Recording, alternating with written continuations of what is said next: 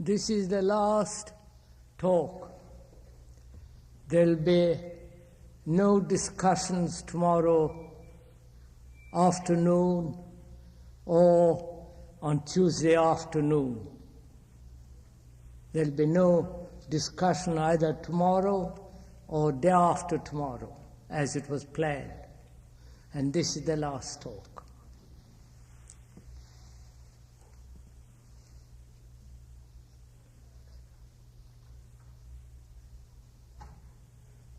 I would, if I may, like to talk about something that may be slightly foreign to you, though perhaps you have heard the word and have given to it special kind of significance. And it is one of the most important things to understand.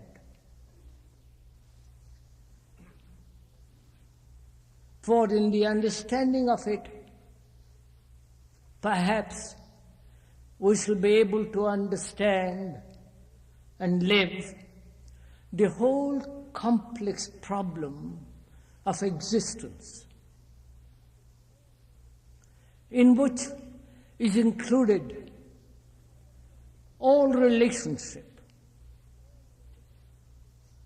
Not only the relationship between ourselves and our property, but also the relationship between one another,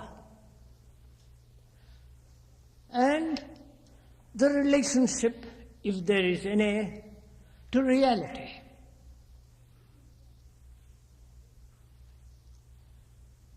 And in understanding this complex and very troublesome existence, we shall also be able, I think, to understand, I'm using the word understand, not intellectually or verbally, for understanding is the very doing of it, not understand and then do. Action is understanding. The two are not separate. In the understanding of this whole problem, we shall perhaps also come upon that word love, and the thing that most human beings dread, death. So we shall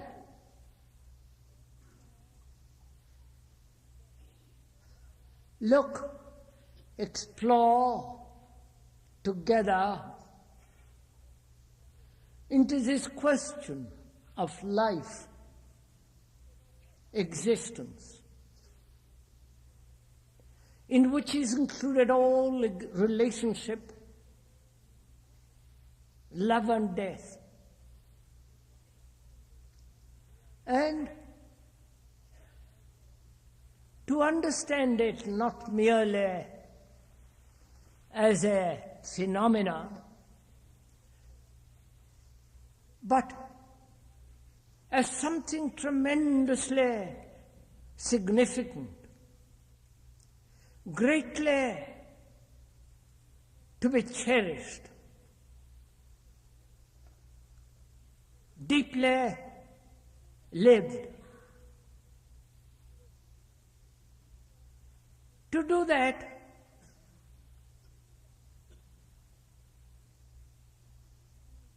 meditation is the approach to this problem of living. Either you can treat meditation as an escape from life. That is, retire into some monastery, put on a garb of some special kind, and withdraw from the whole complex life. And there are such schools which offer escapes, both in India and in Asia. There are these schools which offer a method, a system, a way which will give perhaps a great sensitivity, perhaps if one is sufficiently silly enough to have visions, to perpetuate the same old sordid life, and escape altogether into some mysterious metaphysical existence. There is that approach to that word with its meaning. Or meditation is the living, not an escape, not an abstraction of life with all its delight, with its sorrow and despair.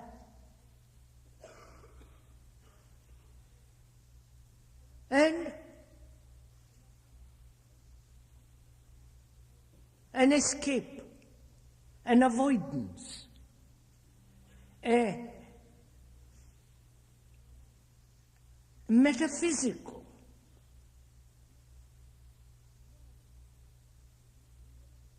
mystical, non-realistic but romantic escape. So we are not, at least the speaker is not, using that word as a means of escape, but rather to understand the very existence, the whole meaning of life. I think that has great meaning. And meditation becomes then a benediction, an extraordinary thing that one must understand very deeply. And if one has time this evening, afternoon, or what it is, we might perhaps go into it together. Because that word has now become the fashion. If you talk about meditation, it's almost on every lip. It is even in the New Yorker. And every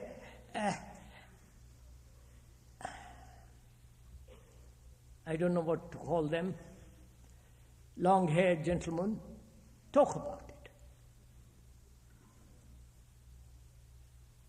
They offer a system, a few words by repetition of which, or the practice of that method, you're going to transcend all your sorrow and achieve some extraordinary reality, which is obviously nonsense. Because a stupid mind, a dull mind, a mind that is conditioned, heavily sodden by its own prejudices and superstitions and conclusions, a dull mind can meditate indefinitely, following a certain method, and it will still remain a dull mind. So we can intelligently, objectively, push all that aside. The method, the how, the pattern set down by the ancients or by the modern yogi, with all his pretensions, offering for a certain sum of money the absurdity for exchange of what is called enlightenment. We can, in examining it, see its futility. So we won't in any way concern or be involved in those forms of escapes which is called meditation. So let's be very clear from the very beginning that meditation is not an entertainment. It's not something that you purchase from another, whatever the price be. It is not the acceptance of authority of any kind, including that of the speaker, and especially that of the speaker.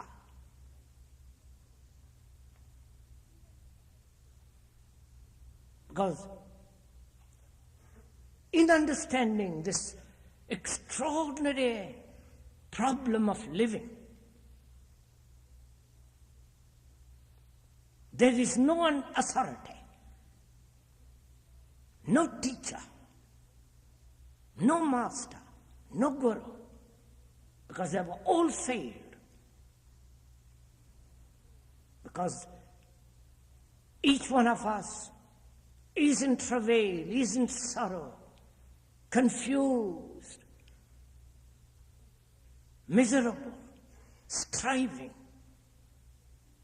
And it is important, essential that we understand that, and not some mysterious vision. And visions are very easily explained. Mind can produce, believe in anything, and convince itself of anything. And it can play any trick through drugs, through repetition of words, through various forms of self-hypnosis. So, we are concerned with life, with the living of that life of every day. The struggle, the pain, the fleeting pleasures, the fears, the despair, the sorrow, the loneliness, the utter absence of love, the crude and subtle forms of selfishness. And of course, there is the ultimate fear of death. So that is what we are concerned. And to understand that deeply, with all the passion that is necessary, meditation is the key, not given by another, not to be put together by any book, by any philosopher, by any specialist.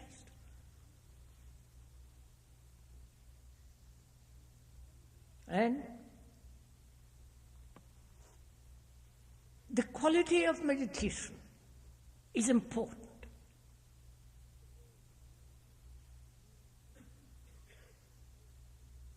The word itself means to ponder over, think over, enter deeply into the issue.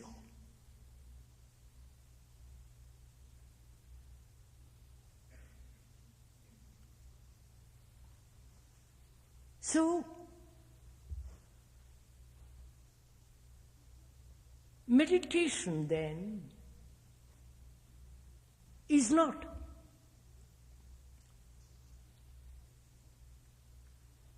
what to do or how to think or how to control the mind so that it is quiet, silent, but rather in the very understanding of all these problems, the beauty of silence comes into being.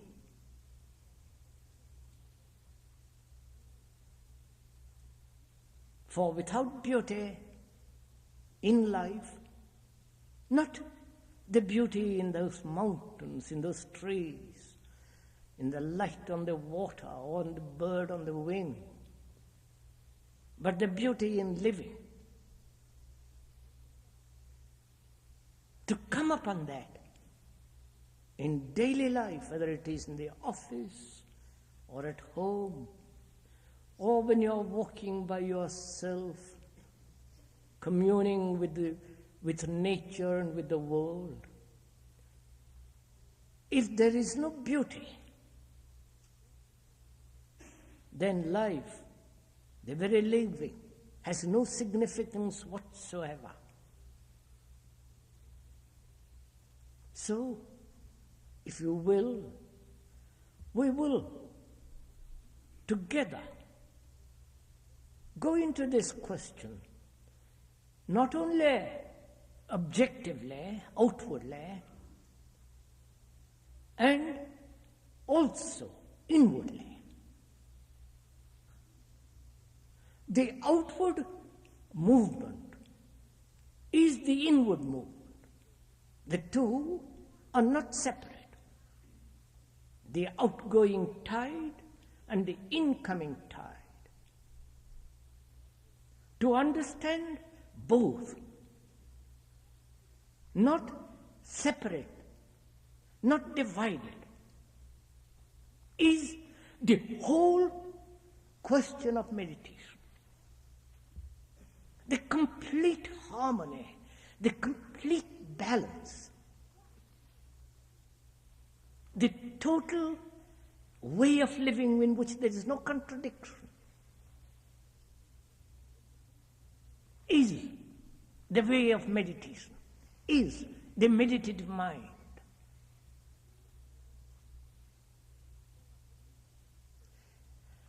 In meditation, there is involved many things. First, the whole concept of concentration. I hope you're interested in this. If you're not, tant pis, I can't help it. Because it's one of the most essential things. If a mind doesn't know how to meditate, if you do not know how to live, and you consider living is just going to the office, having a car, leading a superficial life, spending an evening drinking cocktails, or going to a cinema, or being entertained, if that is all life, then your life is very shallow, empty, dull. And unfortunately, modern civilization, especially in this country, is becoming more and more standardized, superficial. You may have all the things of the world, good health, good bathrooms, good food, good cars, but without an inward life. Not the second-hand inward life of another, but the inward life of your own, which you have discovered, which you have cherished, which you are living, which is meditation. Without that, we'll not only have wars, more destruction and more misery. So meditation, whether you like it or not, is important for every human being. Whether it's highly sophisticated or a simple person by the wayside.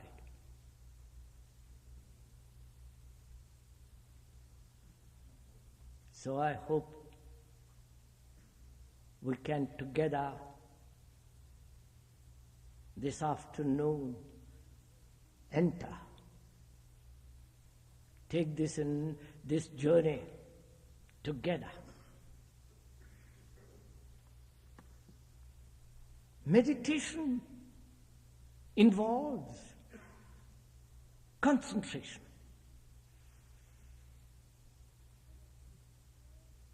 And concentration, as one observes, is a way of exclusion. That is, concentration implies forcing thought in one particular directed direction, excluding all else. That is generally what is meant by concentration. To concentrate upon, to direct, to focus your mind. And in doing that, you exclude, you put a barrier, build a wall, so that no other element, thought, influence enters. And in doing that, there is a dualistic process at work, a division, a contradiction, which is fairly obvious, into which we need not go, because our time is very limited and we have to deal in this hour a great deal. So meditation is something other than concentration.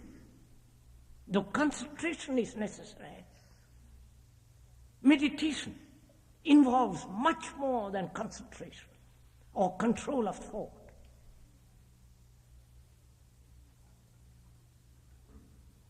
And it involves attention, not concentration, to attend. That means to give your mind, your heart, your body passionately to attend to something. In that attention, if you observe very carefully, there is neither the thinker nor the thought, neither the observer nor the observed, but only a state of attention.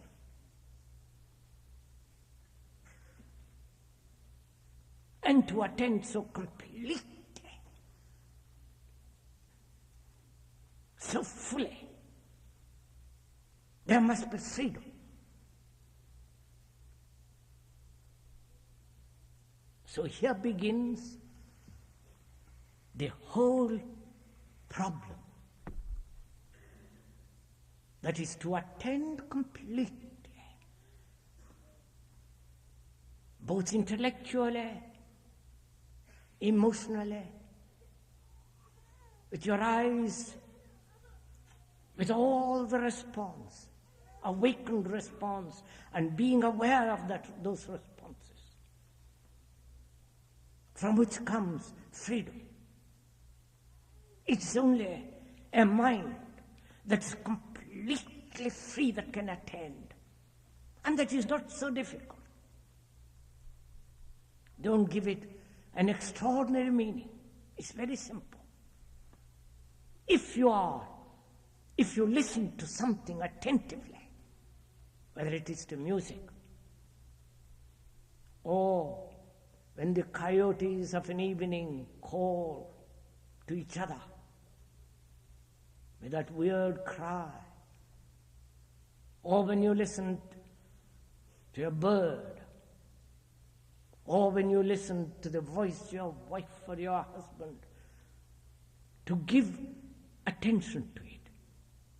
And you do when the challenge is very great, immediate.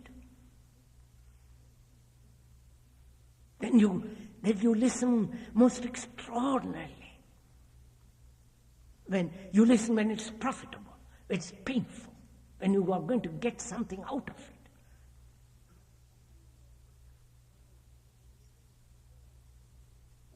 But when there is a reward in that listening, there is always the fear of losing.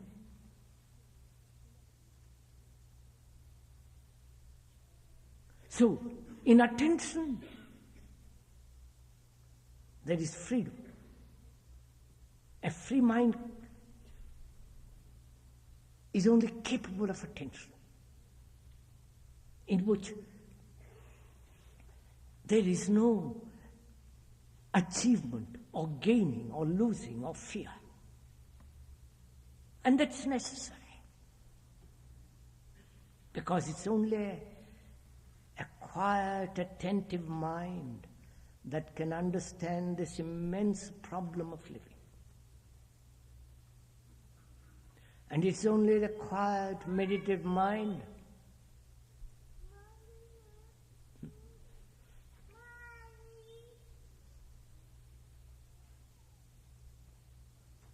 it's only the quiet, meditative mind that can come upon what's called love. And so we are going to attend, and we're going to learn together what it means to attend. And it is only that attentive mind that is the meditative mind. We're going to learn, not accumulate knowledge. Accumulating knowledge is one thing and learning is another. And we're going to learn together this problem, about this problem of living, which is relationship, which is love, which is death.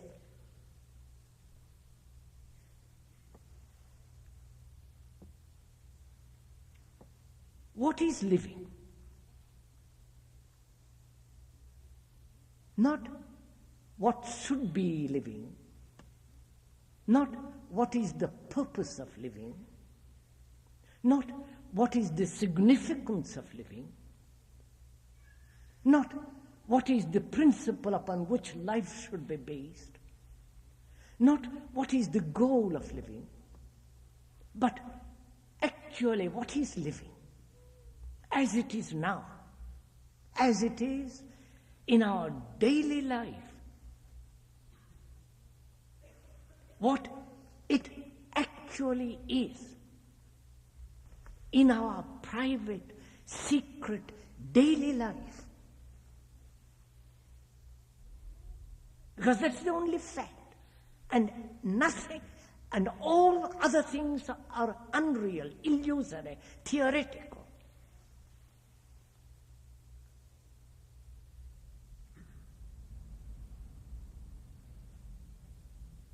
So what is this life?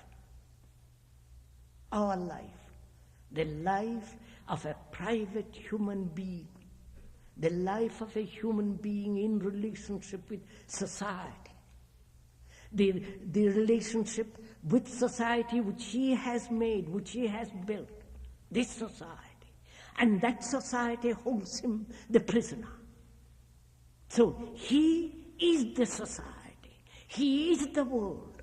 And the world is not different from him.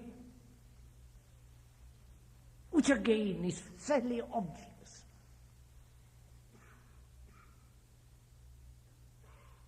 So, we are dealing not with abstractions, not with ideals, which are idiotic anyhow, but with actually what is, which is our living.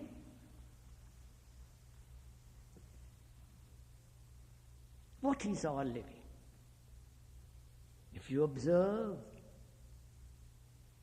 from the moment we are born till we die, it's a constant battle,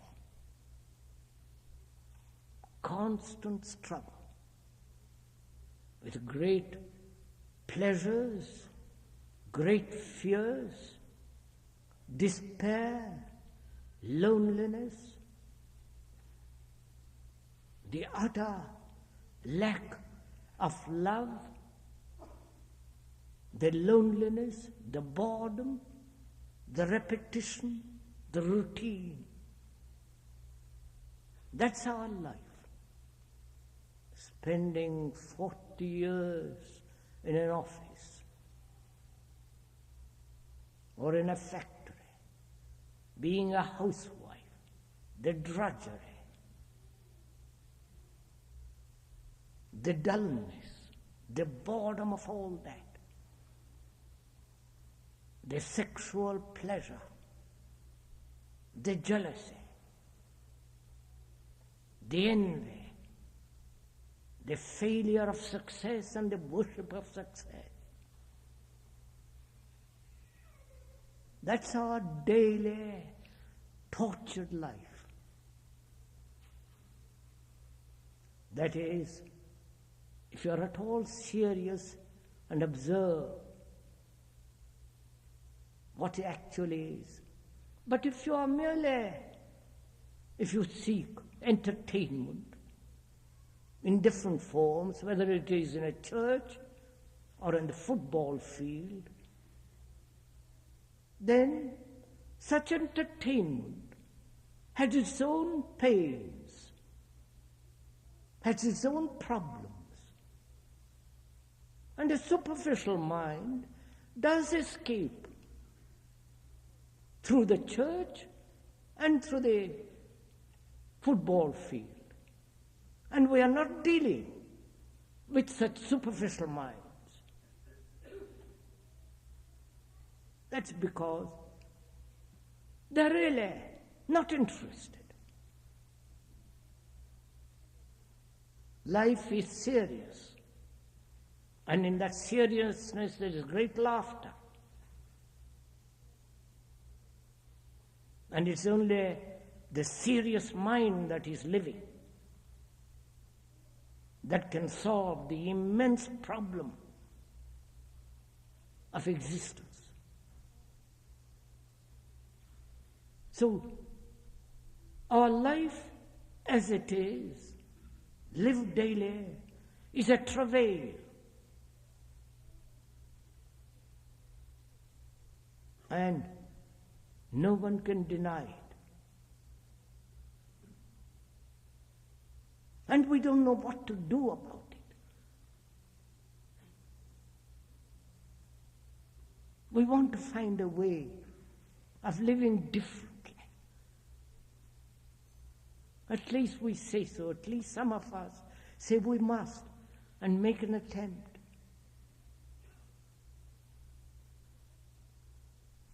Before making an attempt, before trying to change, we must understand actually what is. Not what should be, but actually take what is in our hands and look at it. And you cannot look at it. Come closely, intimately intimately contact with it. If you have an ideal, or if you say this must be changed to that, or if you are concerned in changing it. But if you are capable of looking at it as it is, then you will find there comes quite a different quality of change. And that's what we are going to now. First, to see actually, not shyly, or with reluctance, or with pain, or with resistance, what life is actually at this moment, at every day. It is that, a travail.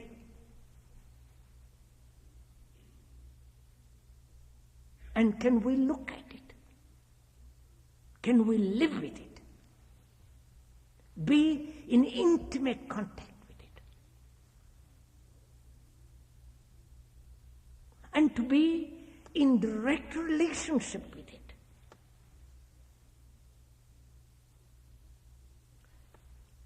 Here comes the problem. To be directly in relation to something, there must be no image between you and the thing you observe. Right? Are we following this? The image being the word, the symbol, the memory of what it was yesterday or 1,000 yesterdays.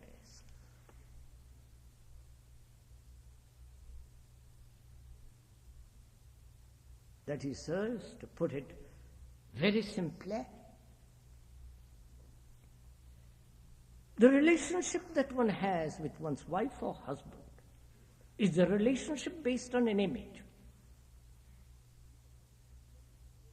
The image being accumulated through many years of pleasure, sex, nagging, dullness, repetition, domination, and so on, so on, so on. You have the image about her, and she has the image about you. And these two images, the relationship, the contact between these two images is called relationship. And obviously, that's not relationship. But we have accepted it as relationship. So there is no direct contact with another human being. In the same way, there is no direct contact with the actual, with what is. There is always the observer. Please do follow this little bit, maybe a little complex, but it's not, if you listen quietly. There is the observer and the thing observed. And there is a division between this. And this division, or the screen in between, is the word, is the memory, is the space in which all conflict takes place. That space is the ego, is the me. The me is the accumulated image, memory, thought of 1,000 yesterdays. So there is no direct contact with what is. You either condemn what is, or rationalize what is, or accept it, or justify it. All verbalizations, Therefore, there is no direct contact.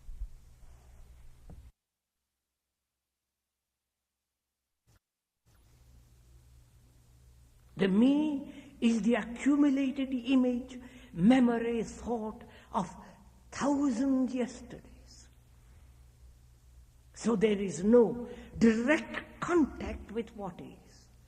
You either condemn what is, or rationalize what is, or accept it, or justify it.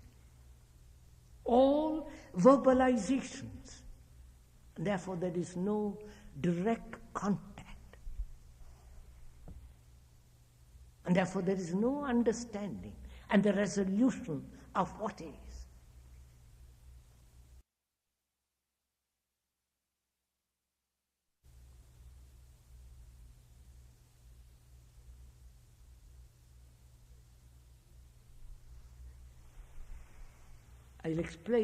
We'll explain this briefly, and I hope it'll be clear. One is conditioned to accept envy. Envy being measurement, comparison. Someone is bright, intelligent, has success, applauded, and the other, I have not.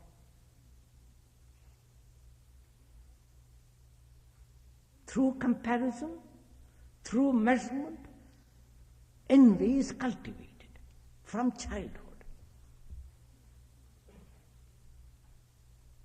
There is envy as an object, as something outside of oneself, and one observes it being envious.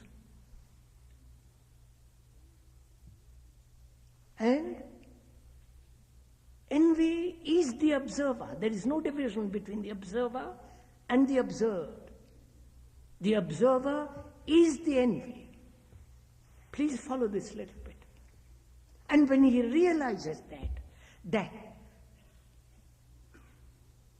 the observer cannot possibly do anything about envy, because he is the cause and the effect, which is envy. Whatever he does with regard to envy is still envy. Right? Are you following this? Okay. So, the what is, which is our daily life, with all its problems, fear, envy, jealousy, the utter despair, the loneliness, is not different from the observer who says, I am lonely.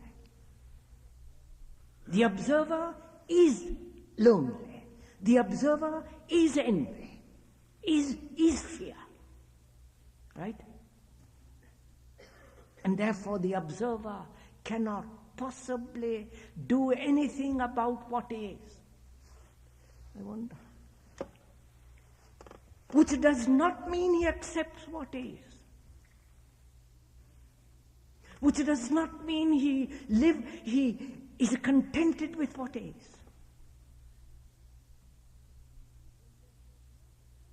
But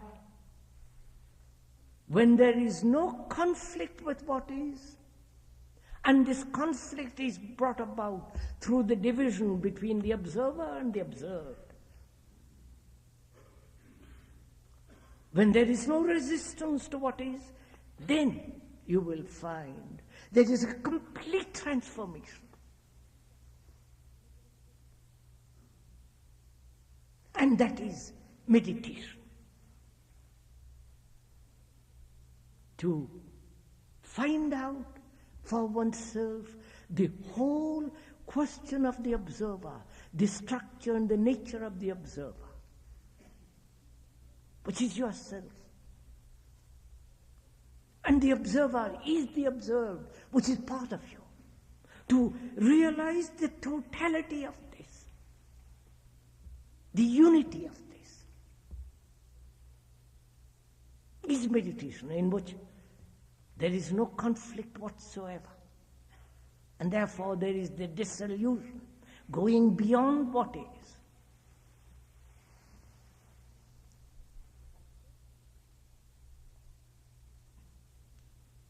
Then also you will see, or you'll ask yourself, what is love? We have dealt with the last time we met here, fear. Now,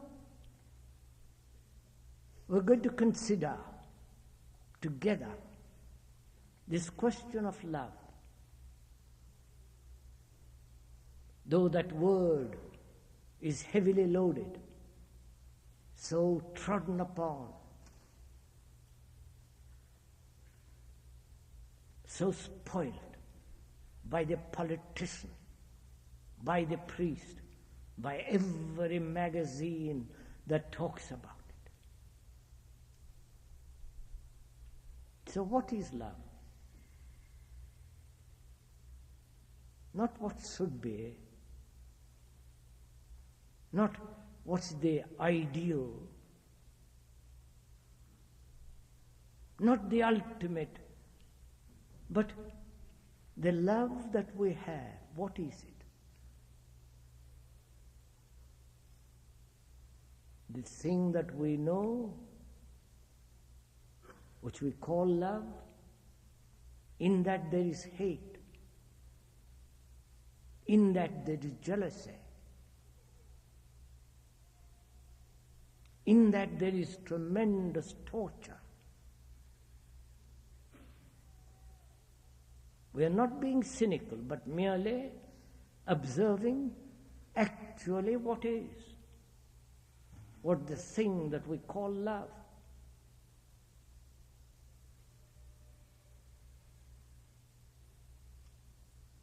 And is love hate?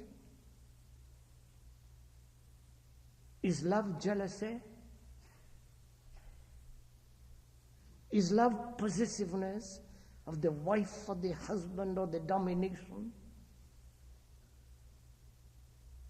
And one says that one loves one's family, one's children. Do you love your children?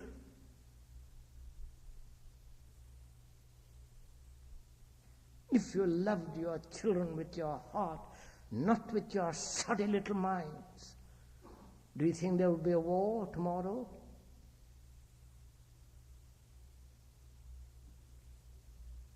If you loved your children, would you educate them this way? Make them conform to a rotting society? Train them, force them to accept the established order?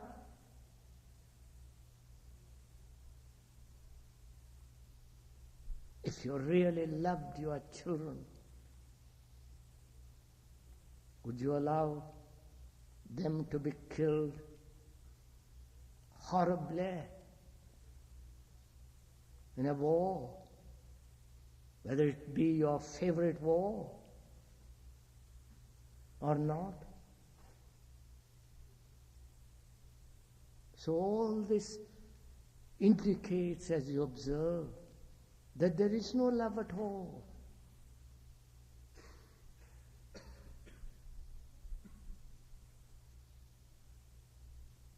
Love isn't sentiment. Love isn't emotional nonsense.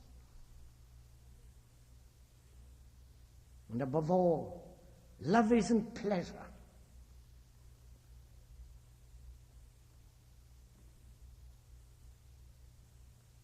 So one must understand the question of pleasure. Because for us, love, sex, and pleasure are involved. When we talk about love, there is not only the love of God, whatever that may mean, and I don't think it has any meaning, even to the churchmen. Because there too, they are in conflict with their ambitions, with their desires, with their powers, with their possession, with their gods, with their beliefs and rituals.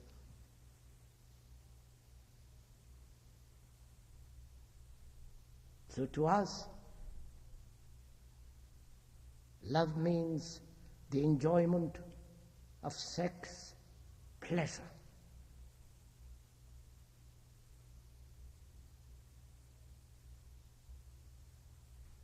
And also it involves in love pain, torture. So we're going to find out what pleasure means. And please bear in mind that we are not denying pleasure.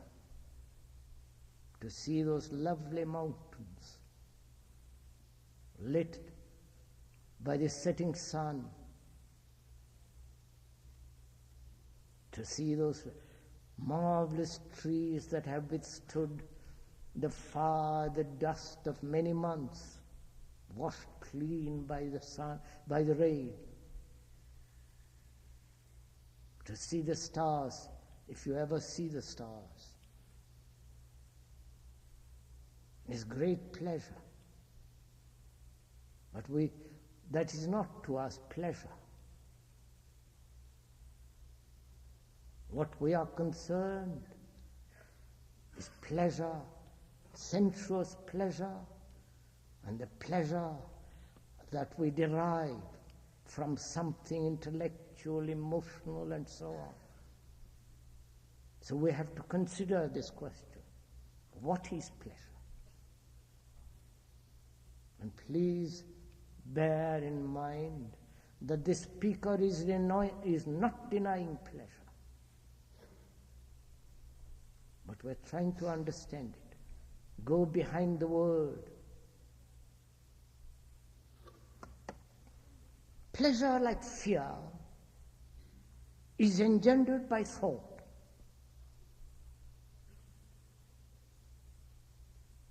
You have the pleasure.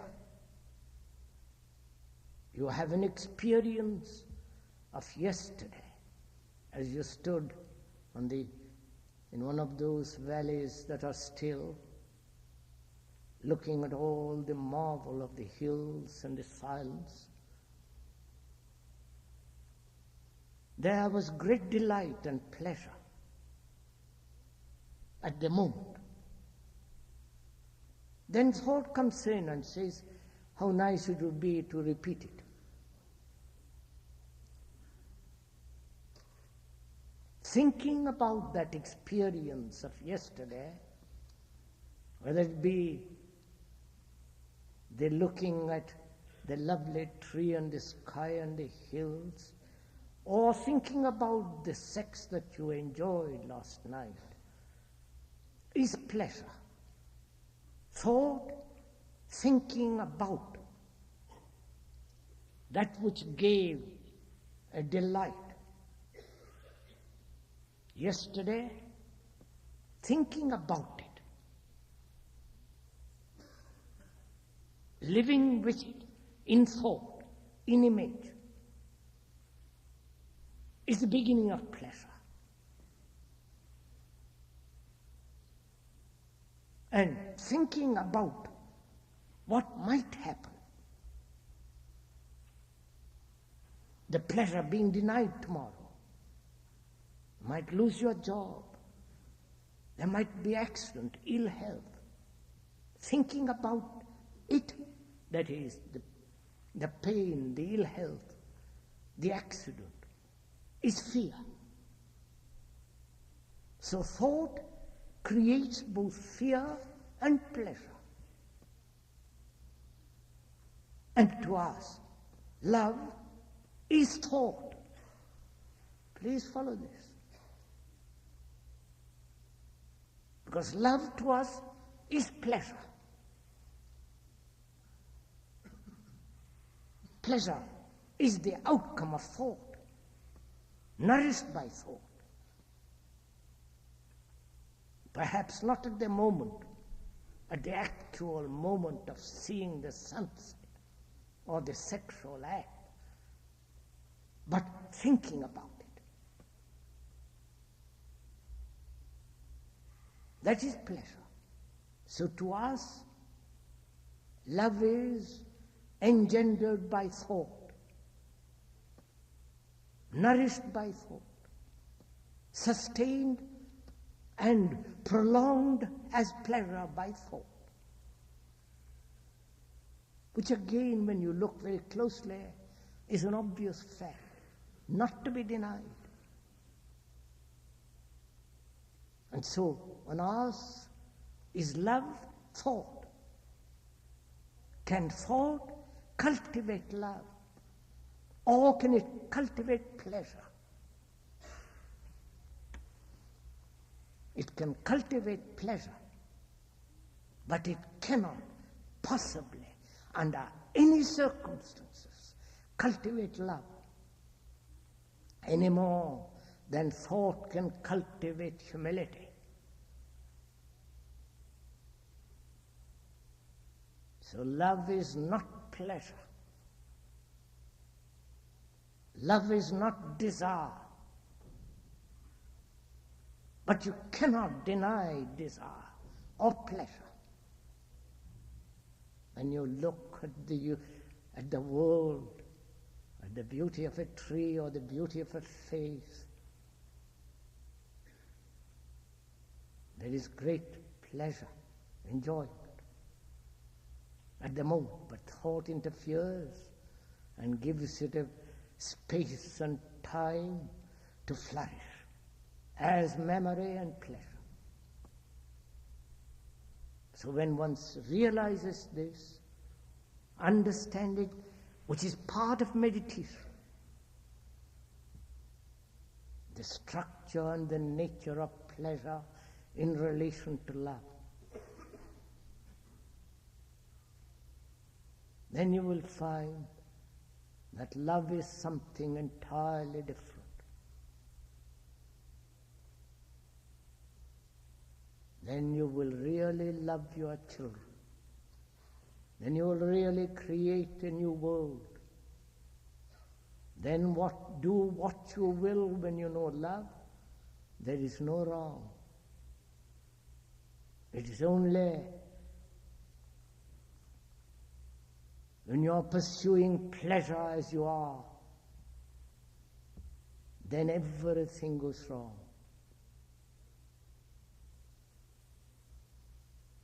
And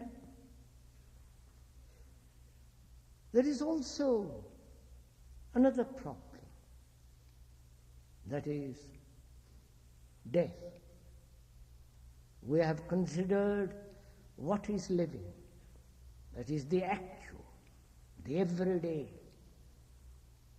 We have involved ourselves in taking a journey deeply within ourselves to find out what is love. And also, we are going to find out what death means.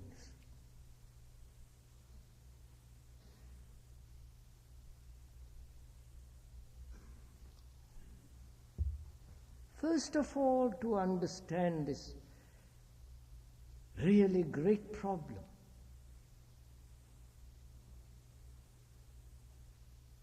not what lies beyond death, what happens after death. You will find out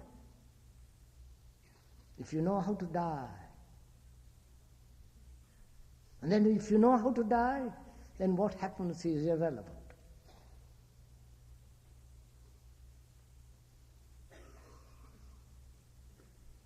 So we're going to find out. Death is inevitable. Like any machinery, like any organism that is being constantly used,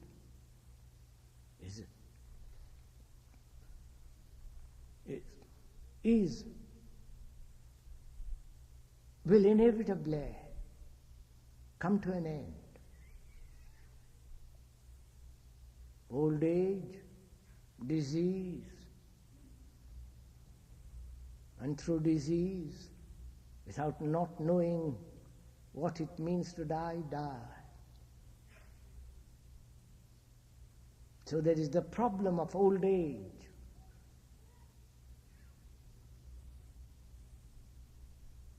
And the old age to us is a horror. I do not know if you ever noticed how in the autumn a leaf falls from the tree, how beautiful it is. What lovely color, what gentleness, full of beauty, so easily destroyed. And with us, as we grow old, look at ourselves, the pretensions,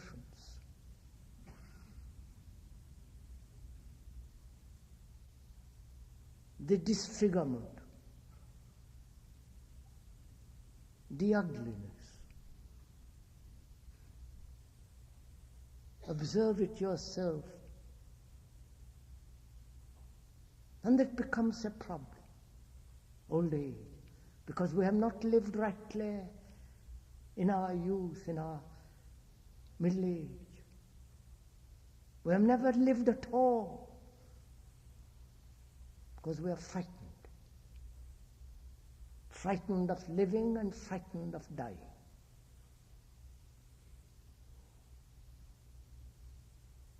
And as we grow old, everything happens to us. So that is one of the problems. So we're going to find out what it means to die, knowing that the organism comes to an end, and knowing that the mind in its despair coming to an end will inevitably seek a hope, a comfort in some theory, in the theory of resurrection or reincarnation. You know, the whole of Asia is conditioned to accept that theory, reincarnation. And they talk about it a great deal, write about it. They have invested their whole life in the hope of a new life, next life. But they forget one thing in that, one final, ultimate thing in that. That is, if you are going to be born next life, you must live rightly this life. Therefore, it means it matters tremendously what you do this life. How you live, what you do, what you think, how you talk, how your thoughts function. If you do not live rightly, next life you'll have the reward of not living rightly, which is punishment. But they forget all that and talk about the beauty of reincarnation, the justice, and all that trivial nonsense.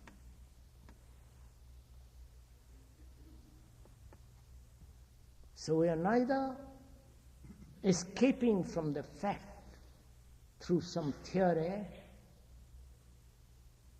but facing the fact without fear. What does it mean to die?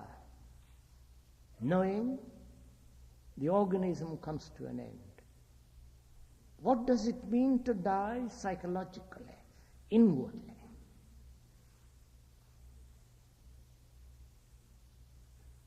And in the dying, there is no argument. You can't say, wait a few days more, please. I haven't finished my book.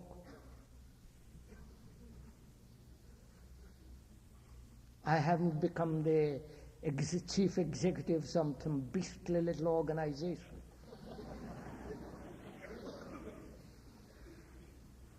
I haven't become the Archbishop. Hold on a minute. You can't argue. So, one has to find out inwardly, psychologically, to die, how to die. To die, that is to end. To end to all the past, to all the pleasures, to the remembrance that you have cherished, to the things that you hold on to.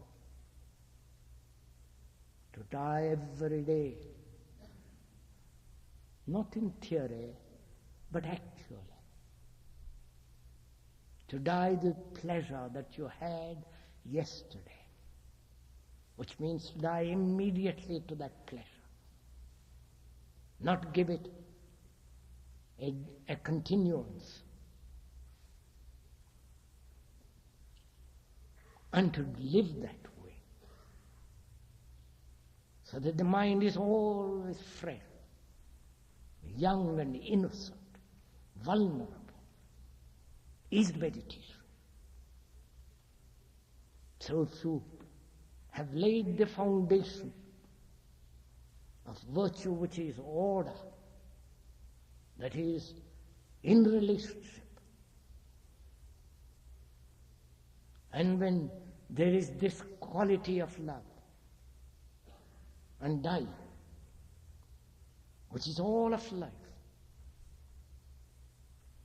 then the mind becomes extraordinarily quiet, silent, naturally, not enforced through discipline, through control, through suppression.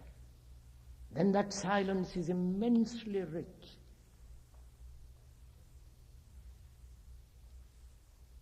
Then beyond that, no word, no description is of any avail.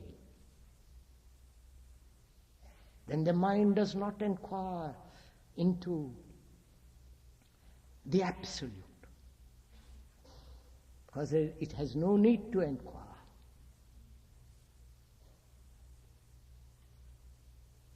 For in that silence, there is that which is.